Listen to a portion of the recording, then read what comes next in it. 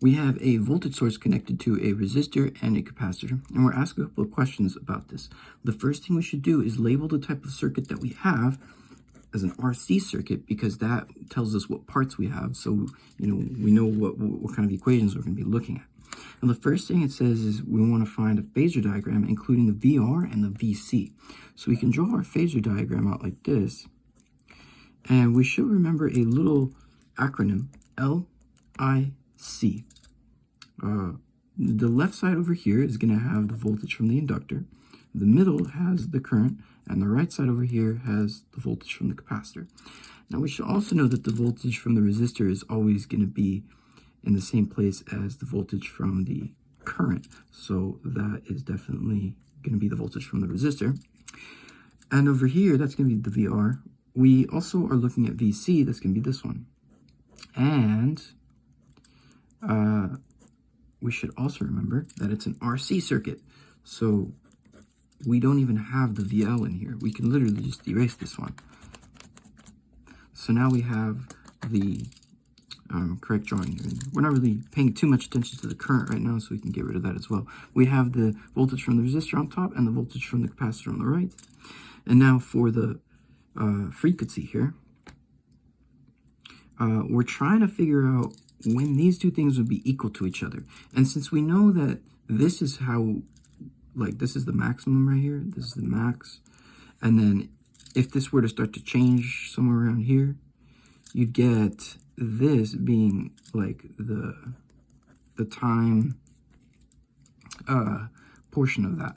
So we kind of want to draw this in a way that we're going to get equal sides, and I'm going to do that. It should be a 45-degree angle. I think we already kind of know that. But basically, we want to do this. So that way, on both sides, we'll have the same length,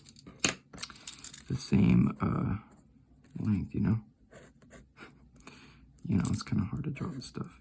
But right here, you would get the same length. All right, and this is from VR, and this is from VC. Lovely.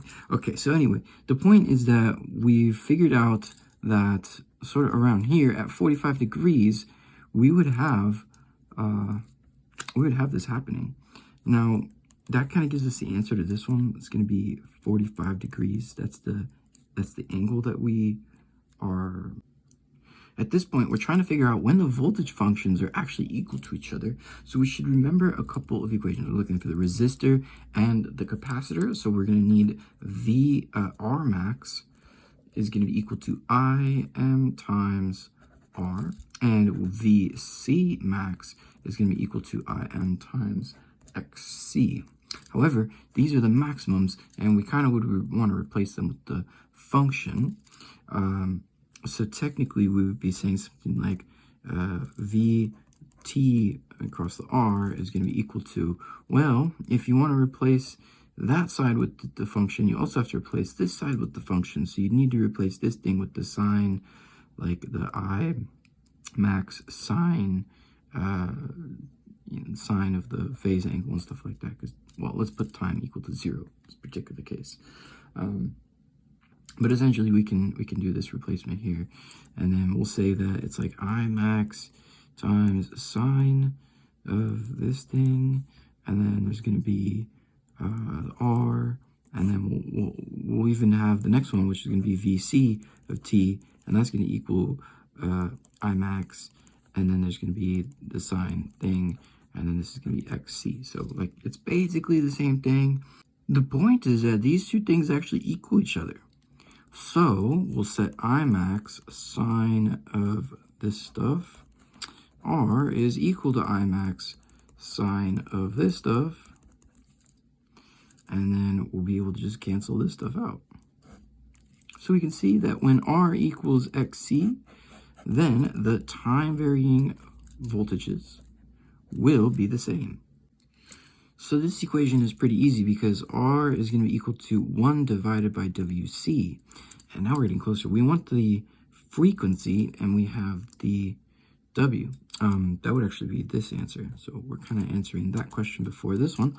But let's go ahead and put the W on this side and the R on this side. So we have W equals 1 over RC. So we can basically just plug that into the calculator. 1 divided by 20 negative 6 times 50. That's going to give us 1,000. So the W is 1,000. I guess that would be this one. And if we're trying to find the frequency, then just remember that 2 pi frequency equals W. So let's just divide this by the 2 pi. And so divide by 2 pi. So we get a frequency of 159 hertz. And this is radians per second. All right, so we've got a couple of answers. We drew our phase diagram. We've got the frequency. We get the angle. We have 1,000 radians. The last thing is going to be the Imax. In order to get that, we should remember this equation where Emax is equal to Z times the Imax. So we can just divide this by Z. All right, now Z is going to be equal to R squared plus, well, it's an RC circuit, so we only have the capacitor here. Usually the XL minus XC, but we just have the XC here, squared. And we know that R equals XC, so we can make that replacement. So basically get R squared plus R squared in there, and then that's just 2R squared and square root. So essentially, we can say that this is the square root of 2 times R. All right, and so we'll just plug that in there, and then we'll just be able to plug that into the calculator, right? So the Emax is 12, and then we could divide that by the square root of 2 times the resistance is 50. So we get 0.170 amps for the Imax.